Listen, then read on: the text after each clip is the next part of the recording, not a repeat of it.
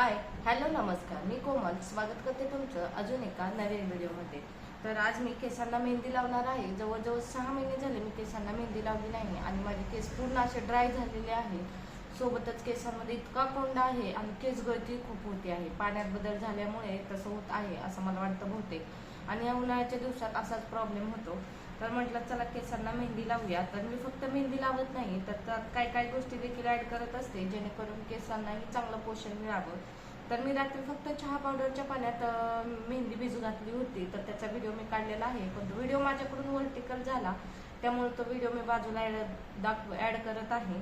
तर रात्रभर मी मेहंदी फक्त चहा पावडरच्या पाण्यात भिजवून ठेवली आणि आता मी दुसऱ्या काही गोष्टी ॲड करणार आहे ज्यांच्यामुळे केसांना चांगला फायदा होतो, तर त्या तुम्हाला मी दाखवते। तर चला आता आपण ह्याच्यात त्या गोष्टी ॲड करू आणि 10 ते 15 मिनिटं अजून मेहंदी भिजत ठेवू त्या गोष्टी ॲड करून, आणि त्यानंतर केसांना ती अप्लाय करायची आहे। तर स्वतःच्या हाताने स्वतः केसांना कशी मेहंदी लावायची हे देखील मी तुम्हाला सांगणार आहे।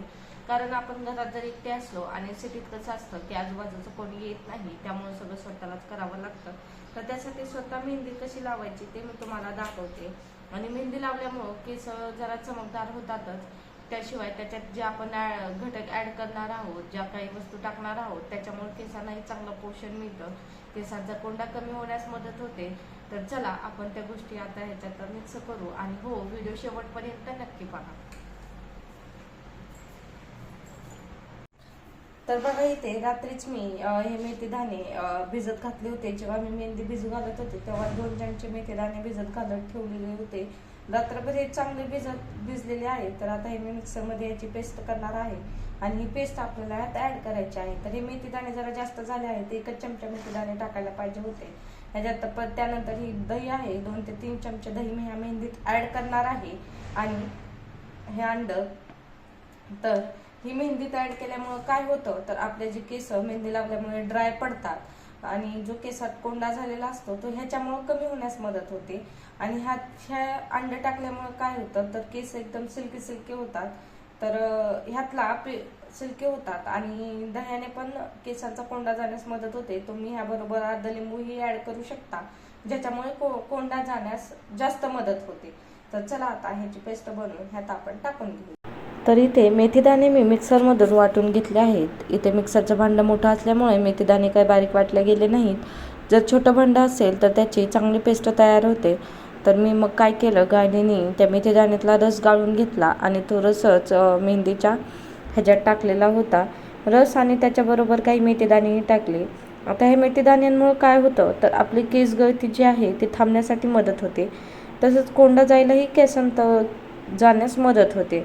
आणि हे मेथीदाणे टाकल्यामुळे मेहंदीमुळे जे साईड इफेक्ट आपल्या केसांना होणार आहेत ते कमी होतात, त्याच्यामुळे हे मेथीदाणे टाकायचे।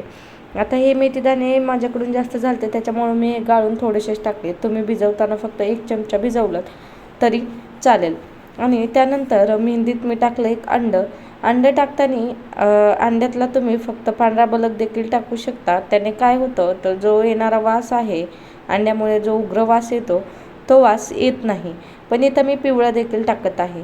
पिवळा टाकल्यामुळं काय होतं, तर आपल्या केसातील जो ड्रायनेस आहे तो जाण्यास मदत होते, किंवा मग मेहंदीमुळे जो केसांना आपल्या ड्रायनेस येतो, तर हे पिवळं बलक टाकल्यामुळे आपल्या केसांना ओलावा येतो आणि केस थोडे मॉइश्चर होतात। त्याचबरोबर थोडंसं दहीही टाकायचं, 2 ते 3 चमचे मी ह्यात दही टाकले आहे दह्यामुळं। आणि तुमच्याकडे जर लिंबू अवेलेबल असेल तर लिंबूही टाकू शकता।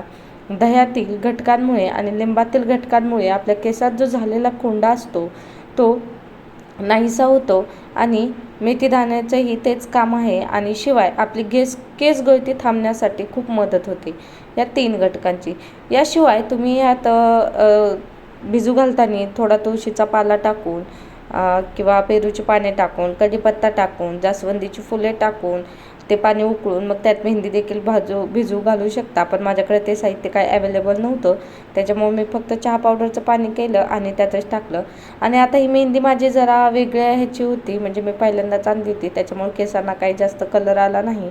पण हो, तशात बरे केस माझे थोडेसे तरी बरे झाले होते। आणि कुणी लावायला नसल्यामुळे मी इथं हातानेच मेहंदी लावत आहे।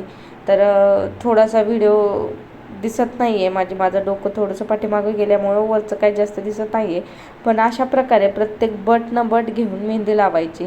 सगळ्यात पहिलं तर माथ्यावरचं एक बट घ्यायचं आणि त्याला छान मेहंदी लावून ते एकदम असं घट्ट गोल बांधून घ्यायचं, जेणेकरून कुठल्याही रबरची किंवा कुठल्याही क्लचरची गरज पडू नये केसांना लावण्यासाठी. फक्त मेहंदीनेच ते केस पॅक बसतात. तरी ते आता मेथी दाणे टाकल्यामुळे काय दाणे त्याच्यात राहिलेले आहेत, सगळे काय गायने गेले नाही, थोडे काय त्यातही पडलेले होते, तर ते तसेच राहून द्यायचे. आणि केस धुताना मात्र भरपूर पाण्याने केस धुवायचे, जेणेकरून ते मेथी दाणे सगळे पडून जातील. तर आता इथं मी एक एक बट करून लावत आहे. आता पाठीमागचं तर काय आपल्याला दिसत नाही, कारण पाठीला काय डोळे नसतात, त्याच्यामुळे स्वतःच्या छाने काळजीपूर्वक पाठीमागे ही मेहंदी लावायची. अशी मेहंदी लावायची की ती सगळीकडे लागली पाहिजे. प्रत्येक बट ना बट घ्यायची. पहिल्यांदा माथ्यावर लावली, नंतर एका साईडचं एक, म्हणजे राईट साईडचं एक, नंतर लेफ्ट साईडचं एक, असे एक एक बट घेत राहायचं. क्रॉस घ्यायचे, कारण एकाच बाजूचं जर अगोदर केलं आणि नंतर दुसऱ्या बाजूचं केलं तर ते केस काही पॅक बसणार नाहीत. त्याच्यामुळे एक साईडचं एकदा असं लावत राहायचं. आणि केसांचे प्रत्येक बट ना बट घ्यायची, जेणेकरून प्रत्येक केसाला मेहंदी लागेल.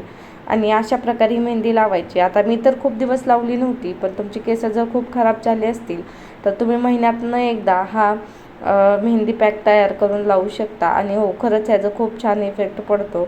आता इथं माझ्या आजूबाजूच्या पसाऱ्याकडे तुम्ही जरा इग्नोर करा. आणि माझ्या ड्रेसवर पण मेहंदी खूप सांडलेली आहे, त्यासाठीच मी खराब टॉप घातलेला आहे.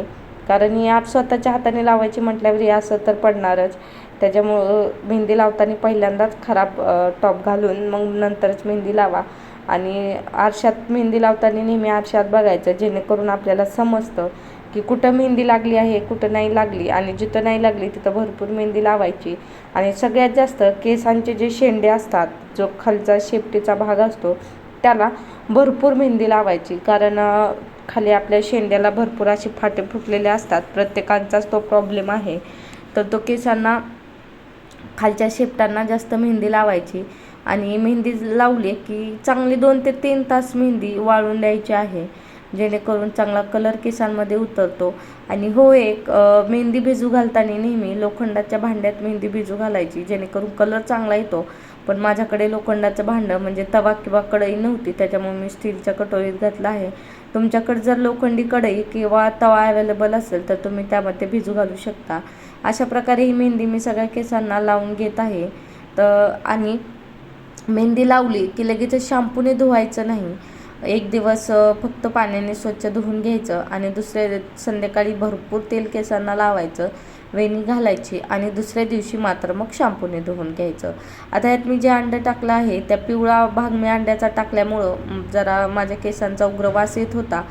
तुम्हाला जर तसं नको असेल तर तुम्ही अंडं स्किप देखील करू शकता. परंतु माझे केस खूप ड्राय होते आणि मेहंदीमुळं अजून जास्त ड्राय झाले असते, त्याच्यामुळं मी एक अंडं टाकलं आहे. आणि मी दरवेळेसच टाकते.